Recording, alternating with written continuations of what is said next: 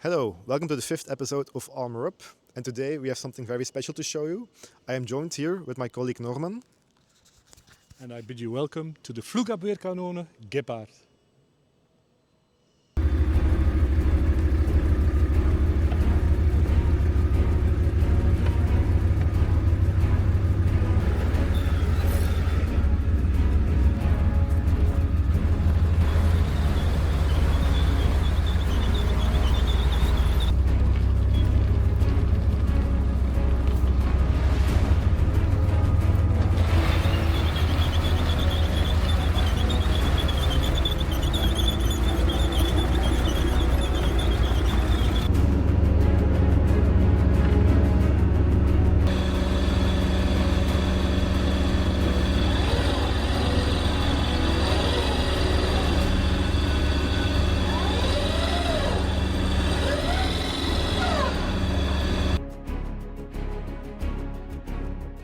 The Flakpanzer Gepard is a German self-propelled anti-aircraft gun system developed as a replacement for the M42 Duster. It was developed in the 1960s to meet modern battlefield requirements. The concept behind its design was to provide a highly mobile, all-weather defense vehicle capable of shielding armored columns on the move and defending stationary targets against low-flying aircraft and helicopters, day and night. The need for a mobile air defense system led to competition and extensive studies based on the new Leopard main battle tank chassis. By 1966, a Swiss industrial consortium led by Oerlikon for the guns and turret, Contraves for the computer system, Siemens for the tracking radar, Hollandse Signaalapparaten for the search radar, and Krauss-Maffei Porsche for the chassis, proposed an anti-aircraft system mounted on the Leopard chassis, mounting twin 35mm autocannon.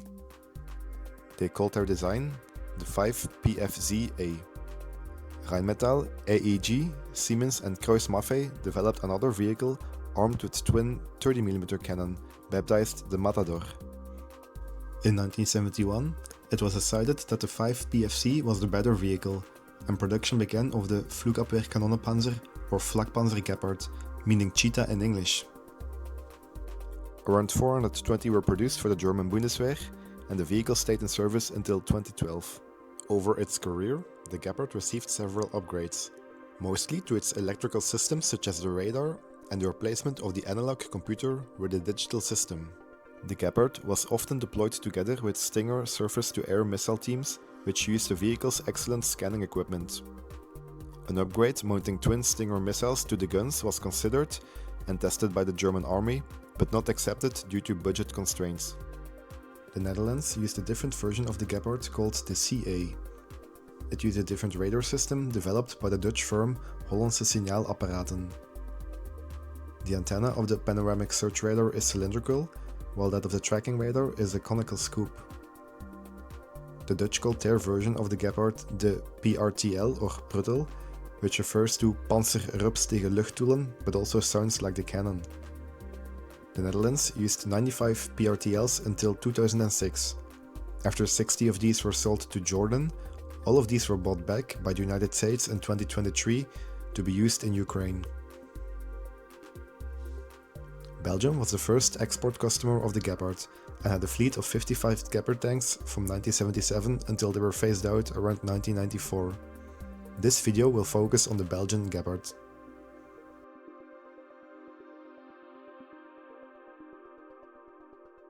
My name is Norman. I was a Gepard commander in 1988 to 1989.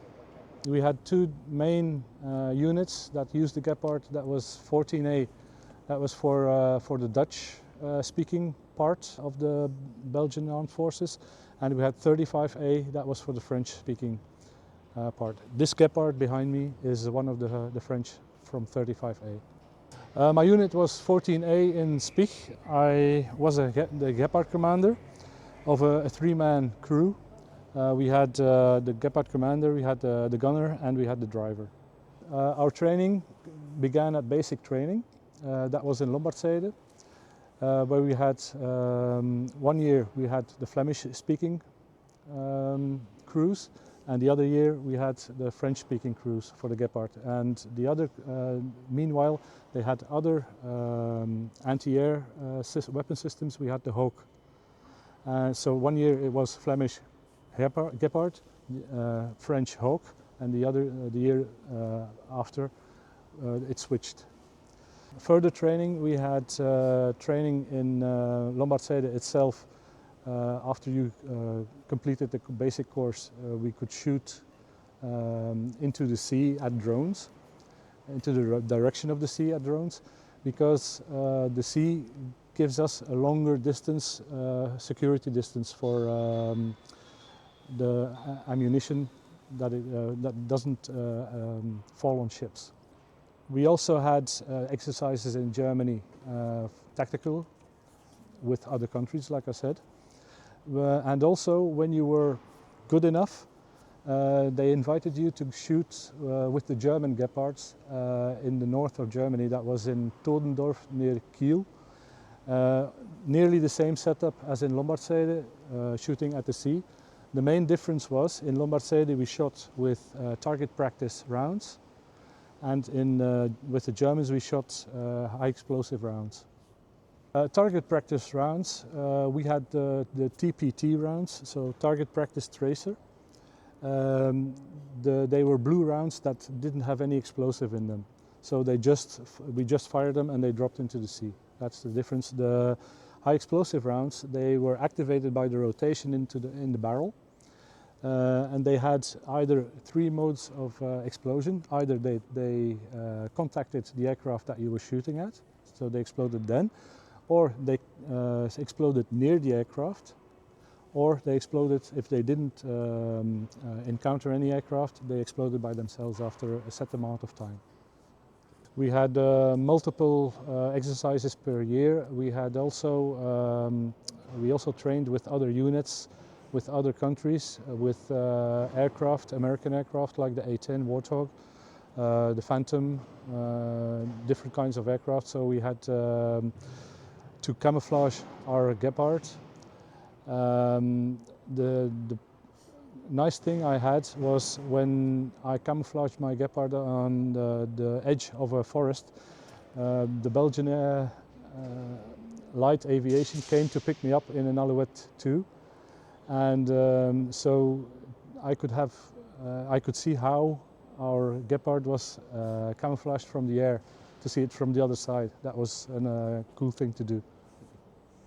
The main purpose would be to protect units around you and yourself from air threats. That's the main usage of the Gepard. We also had a limited number of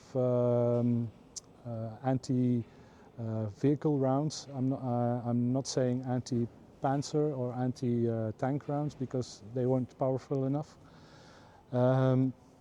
The main thing we did was either escort a column of vehicles and protect them from the air, from air threats, or we had to protect bridges in Germany, essential bridges that we needed to protect as they were tactically important.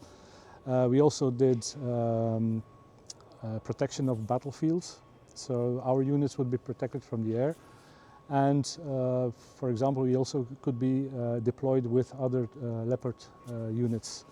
So they would protect us against ground threats, and we would protect them against air threats. An air threat was helicopters, aircraft. We didn't have any drones at that time. The only drones we had were the ones we shot at exercises. One of the possible threats we could have was the Hind Mi-24. We trained on silhouette recognition of aircraft and vehicles, identification friend or foe. But in real life I never had any Russian aircraft as an enemy in exercises or anything. And what kind of aerial vehicle wouldn't you be able to take on with a Gepard?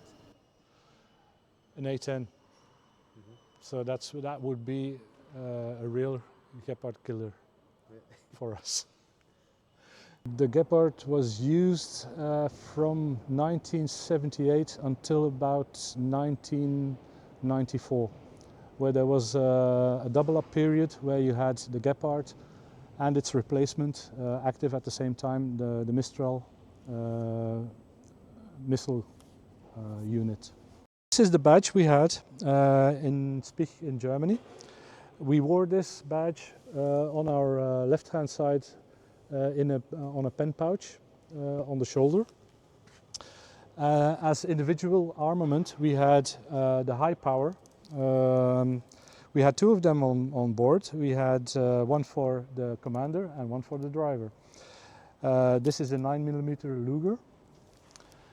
And we also had for the gunner one Vigneron. And this is also in the same caliber 9mm Luger. It shoots fully automatic or semi-automatic.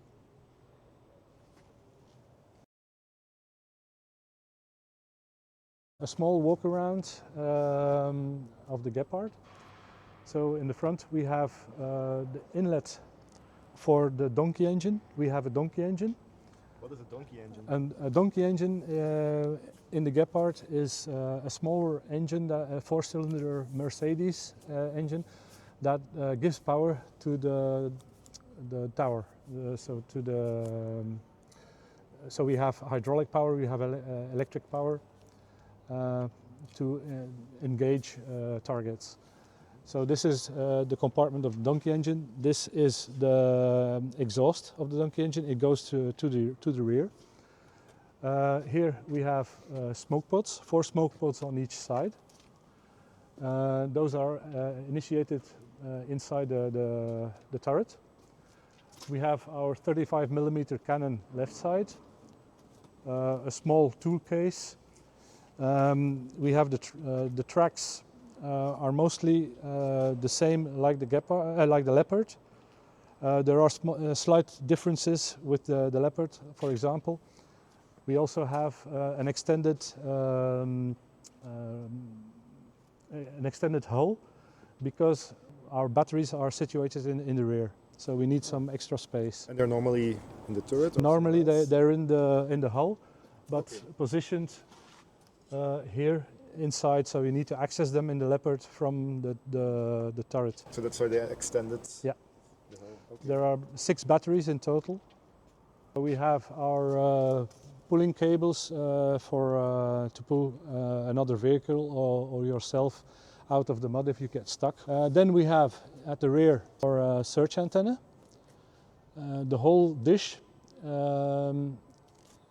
is just to look for targets up to 16 kilometers away. The little antenna on top is our identification of friend or foe antenna. So this radar was for searching targets? Yes. And at the front you have a different one, and that's for following? For acquisition of targets. Okay. So it follows the target when you lock on it. Okay. And with that information, the computer, we have an analog computer in the turret. The analog computer calculates its leading angle to shoot down an aircraft or a helicopter or whatever. So we have 2 stowage bins in the rear, and we have this white cross. This is used for when we drive in columns, so the vehicle behind it can see the small cross and estimate its distance from our So there's a small light? Yeah, there's a small light in here, okay, that illuminates the cross. So this is our access point for handset, so you can talk with the crew inside. Okay.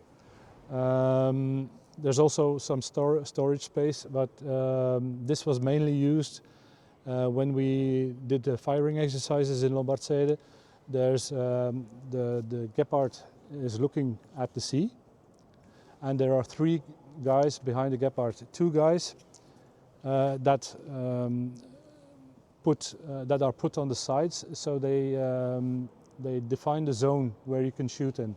So and 1 guy in the middle that follows the tower When the tower turns to the right, he goes to the left. He's always behind the tower, behind the weapons, straight behind.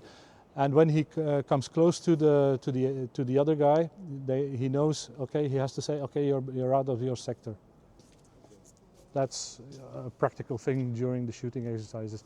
So this is an exhaust for the main engine on both sides. We have again our road wheels and our traction wheel and our idler wheel in the front. So we also have radio antennas on both sides.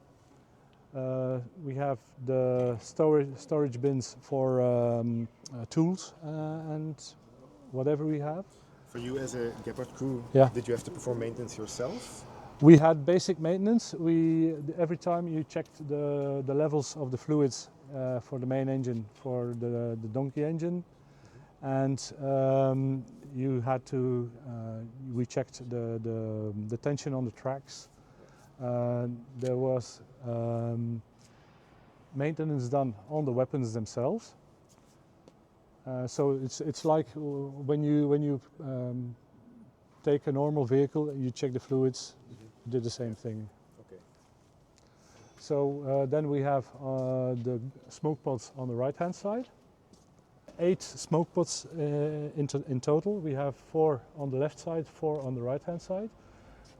These are used for extra camouflage when we need to retreat from a position.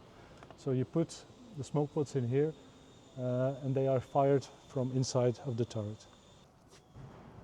And also one important thing we have on the Gepard that we don't have on the Leopard is this shield.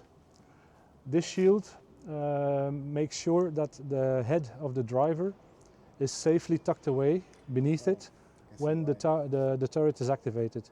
So you can't also activate the turret if the shield isn't closed. You can lose your head, not from excitement, but from something else. Okay, interesting.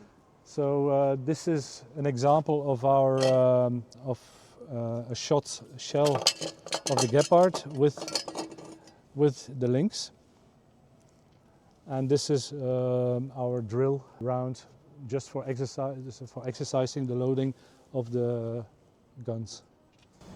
How many of these rounds can be fitted inside?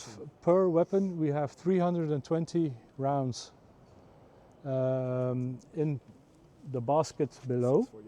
Yeah, we have about 20 rounds that are in the chute, and the rest are in a zigzag storage space.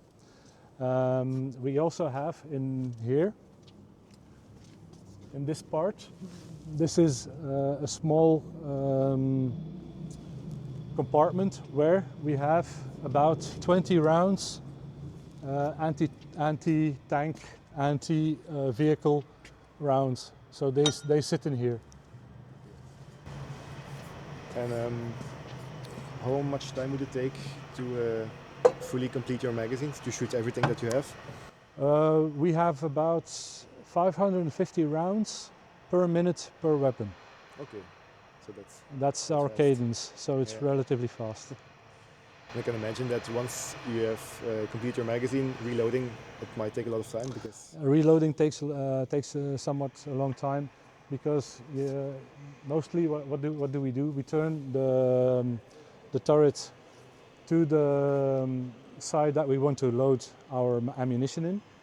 We install a table and we slide the sections of ammunition with the links onto the table. We slide it down into the chute, and there's one crew member that's inside below that hangs them in the proper way. Okay. And every time we do, I think it was about 15 rounds per section per section of ammunition. So you had to take one out, link them together, and put it back, and then you could follow it up. In an operational situation, were you instructed to fire with short bursts? Because yes, we didn't fire like a normal weapon. You didn't count the weapons we fired in timing. So we had, if I remember correctly, we had about 0.15 seconds per burst, Okay. something like that. But we could select single fire and multiple fire or fully automatic fire. We also have on the end of the barrels, we have two. We call them V0 bases, literally translated. So what do they actually do? They have two coils inside, and when the first round passes through the coils, it calculates its speed. Okay. Because we know it's fixed distance, and the time it takes from one coil to the other, so it calculates its fixed speed. So this is taken into account again for the advance angle that we have to calculate for to engage an aircraft. I have a question. The way this vehicle is painted, the camouflage, Yes. is that specific to Belgian vehicles, or did you receive them No, like this? no. This paint scheme is specific to 35A, the French-speaking part. Okay. So they had camouflaged Gepards. 14A, the Flemish-speaking, we didn't have any They camouflage. just have olive drab Olive, vehicles. yeah, only green. Yeah. Here we are in the driver's compartment. We have a couple of dials. This is where we start the main engine, where we have the selector for the fuel tanks to select left or right, to visually check how much fuel we still have. We have our oil pressure meter, we have our tachometer, and we have our speedometer.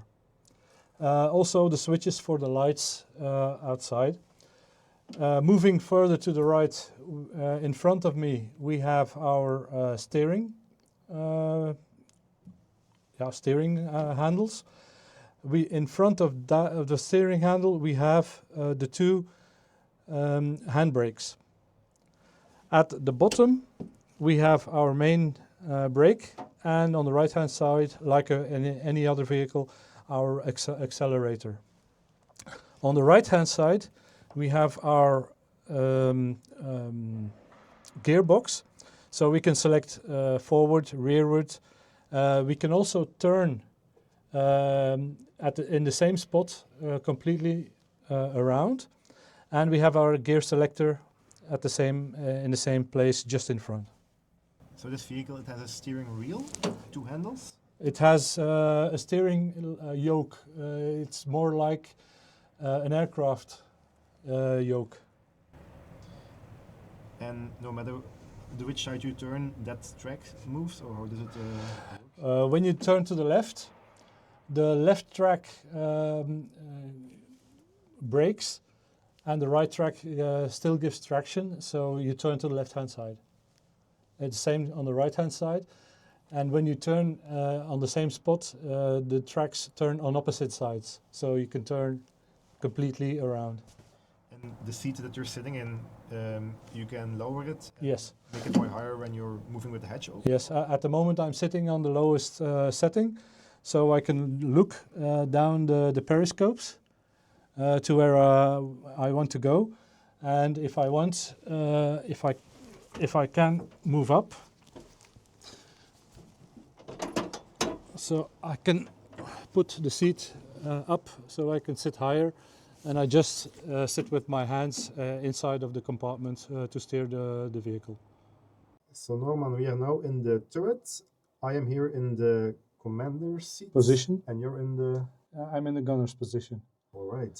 So can you tell us a little bit about the different tools that you use over here? Yeah, we have we have 5 modules, 5 screens, in fact, that we use to use the turret.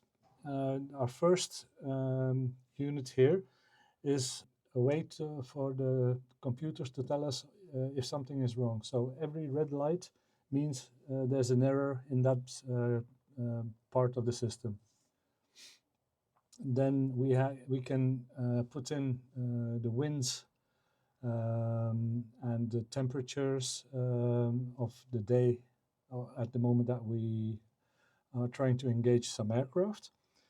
The second module is a test module on the top side.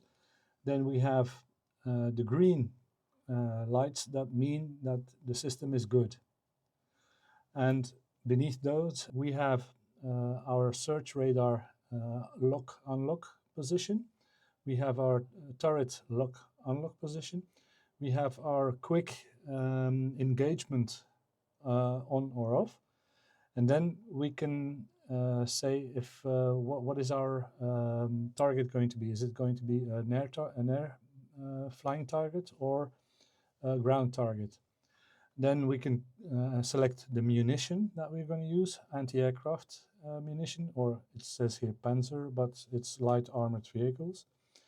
And then we can select if we use the main computer or the emergency computer.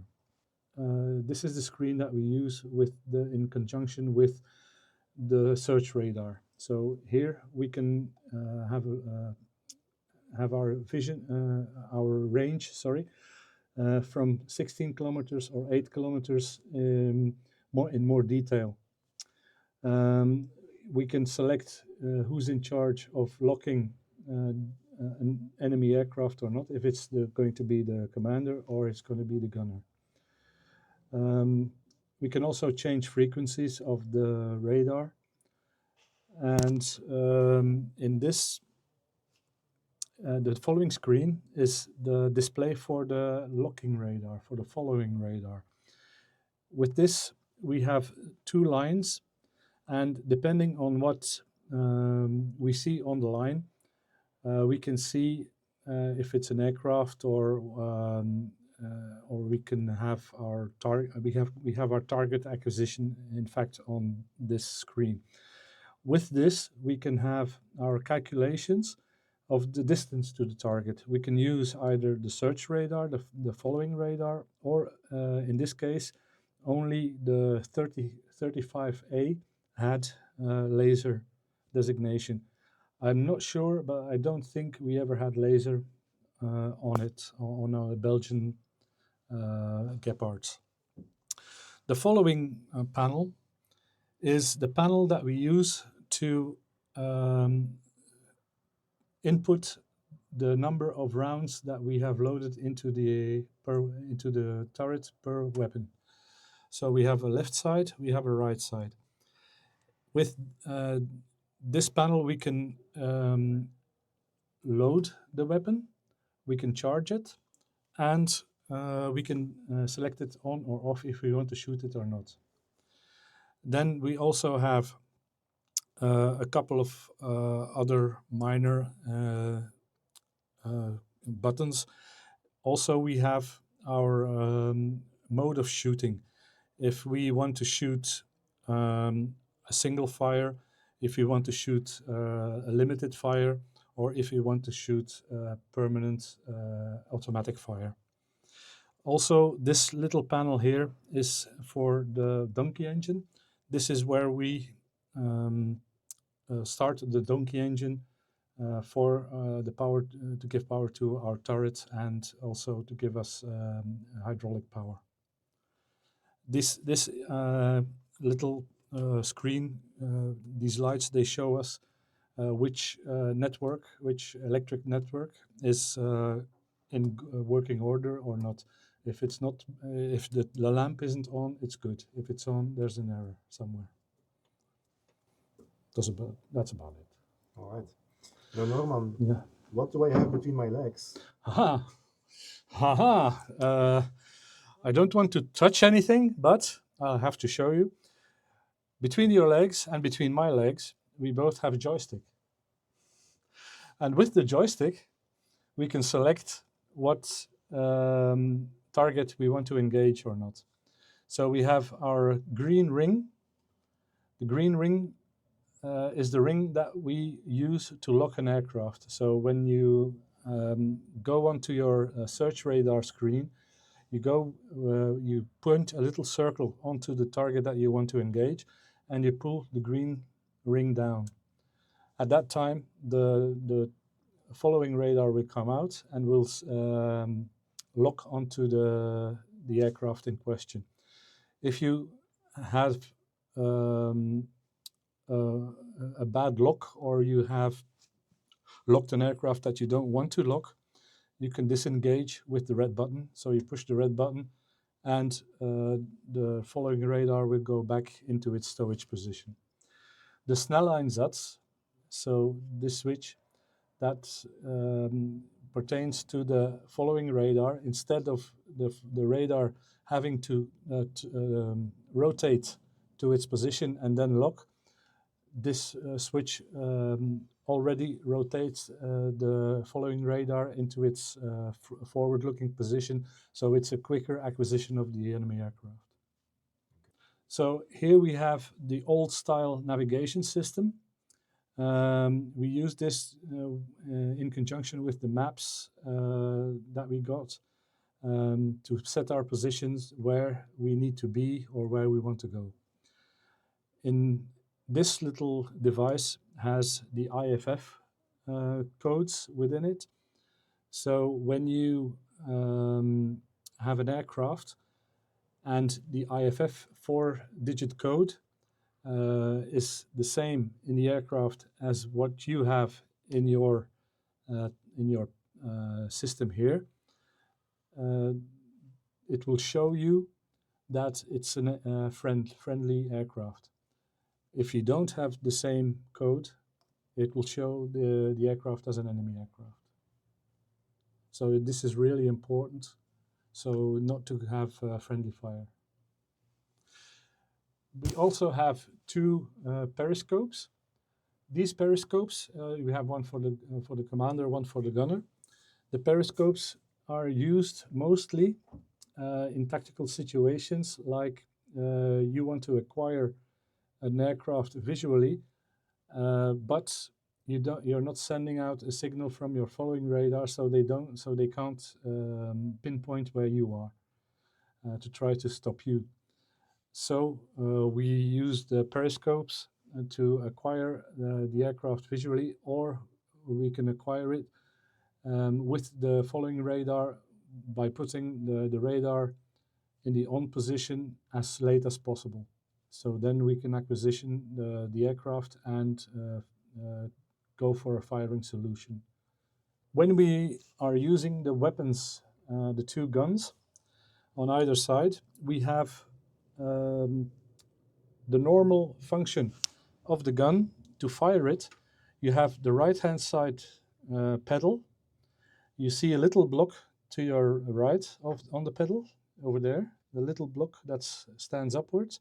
You can push, if you push that to the right side, no, you put your feet in front. Now on the pedal, you put your feet on the pedal, and then you push that little block out. Oh, yes, and now you can push the pedal in. This is your firing, your trigger.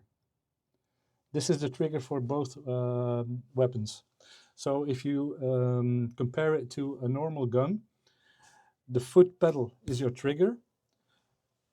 This switch is your arming switch. So when you load a weapon, you pull the block rearward and load a round. This is how it's done here in the Gepard. Plus, we have a safety switch, and the safety switch is this lever. So this lever is your safety, the foot is your trigger, and this switch is your cocking handle. The calculations are done automatically by the system inside the computer just behind our backs here. So behind us is an analog computer from the 70s. So that's why it needs a lot of room in there. And behind that, we have the signal generators for the radar. So on the left-hand side, you can see two switches, L and R marked. One is for the left-hand side, one is for the right-hand side, smoke pots. On the right-hand side of the gunner, we have a hydraulic pump This is the handle for the pump, and this is the pump itself. So you take the handle, you put it onto the pump, and then you can pump for to get hydraulic pressure. Why do we need it? We need it to activate the weapons. Also, we have, and also to unlock and unlock the weapons and the turret. These 4 switches here, they are hydraulic switches. They are used to lock and unlock the turret and the weapons. We also have a backup firing mechanism, and this is this handle here. So to fire when the normal systems don't work, we have a reserve firing handle. We pull this upwards, and then we push the whole thing down, and this releases the bolt forward of the weapons. Here I'm in the basement of our turret. This is the place where the ammunition hangs up in the racks, ready to fire, to go through the chute to the weapons. There's another escape hatch on the bottom of the hull, and it's just behind the driver's seat. There's a small hatch on the bottom that we can open, and we can go through. We have to open this door, but it's like I said, it's not for me anymore. I think I have to go out the top or not.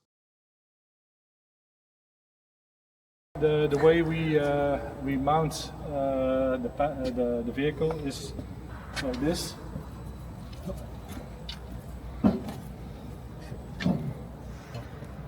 We have 2 autocannons made by Oerlikon inside the Gepard, or on the Gepard. This is our main feed unit for the ammunition. These T-handles, they are used to hold this outside box onto the axles here, and these T-handles are used to hold the weapon onto the axles. To open the weapon, take this handle, and we open it all the way to the front. So now we can see inside of the weapon. We have our breech block. We have our feed tray. On this side we have the 20 rounds anti-material, and on the other side we have the chute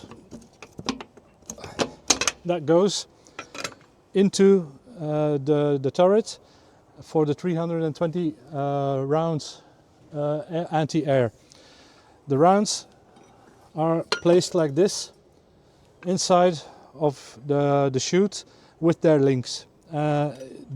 These star wheels, they feed the weapon, the rounds, into their position where the breech block comes to the rear and feeds the round into the chamber. The breech block is in the principle of flapper locking. So when the breech block goes forward, there's another piece that sits right here on the bottom. This piece locks 2 flappers on each side of the breech block, so the round is secured inside of the chamber. This is how the feed tray looks with the round in the feeding star, the star wheel. And this is for the 20 rounds ammunition anti-material.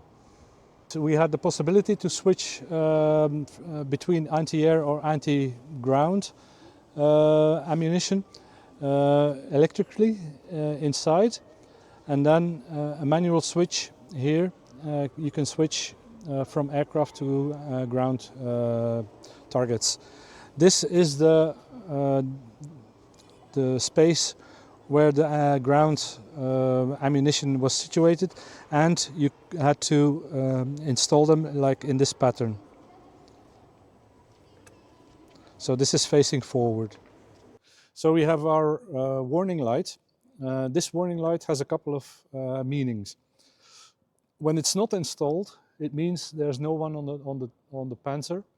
There's nothing going on around it or in it. When you put it on and it's not working, it means there's someone inside the Panzer. So you have to be careful. You have to announce if you want to go onto the Panzer. You have to announce yourself to the person that's on the Panzer. When it's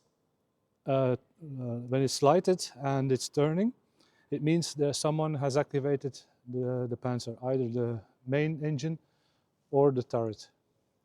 So there's little differences, and when it's turning, it's forbidden for you to go up onto the tank because the turret is so fast. It turns around 360 degrees in 4 seconds.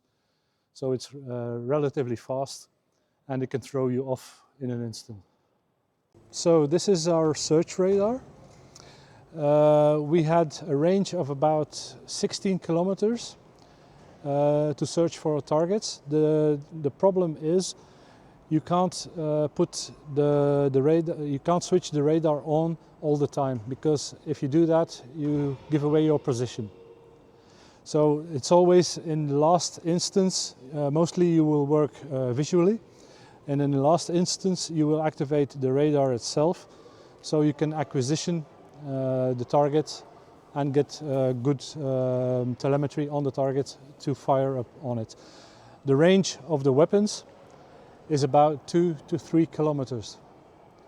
The problem was, near the end, there were also already anti-tank helicopters that could fire on you from a further distance than you could fire onto it. So that's why you try and camouflage your Panzer and camouflage your radar signature by not switching it on too much in advance. Here we are on the aft deck of the hull.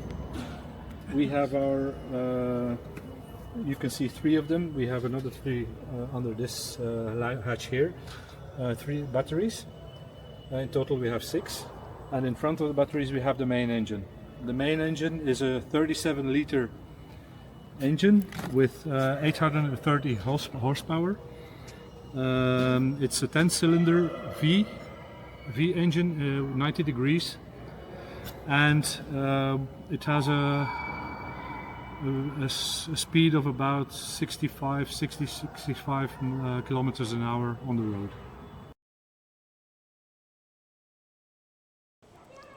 I think the Gepard is still relevant today. It's being used in Ukraine in an anti-drone role. It's been successful in that role. It's static, but it can still be used dynamically.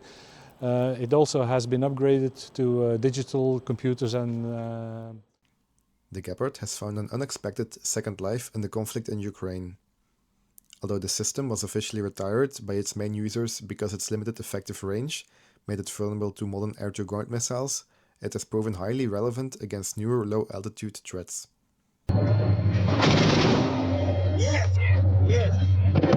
The primary use of the Gepard in Ukraine is hunting drones, missiles and other low-flying threats. It excels at detecting and destroying these threats with ease and efficiency. For example, a single Gepard near Odessa reportedly took down 10 targets in a short period. Despite its operational success, the Gepard faces critical limitations in the modern conflict. Due to its light armor, Ukrainian forces have largely stopped using Gepards near the front line, instead employing them at a safe distance from the rear to protect critical areas such as cities and airfields. Another issue is that they have nowhere near enough vehicles to deploy and have ongoing issues with the supply of 35mm ammunition. However, the Gepard's unexpected revival highlights how older specialized gun platforms, when combined with advanced radar systems, can effectively counter the threat posed by inexpensive, mass-produced aerial targets like drones in modern warfare.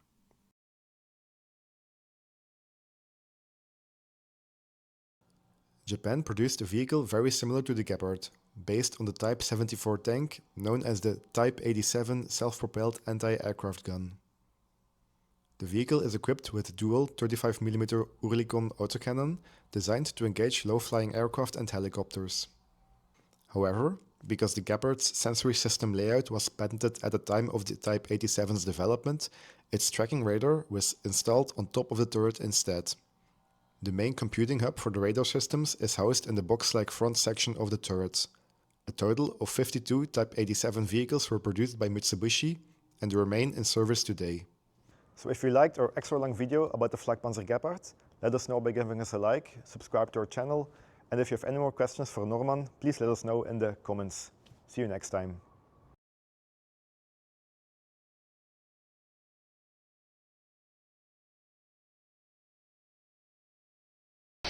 Now I am become death, the destroyer of worlds.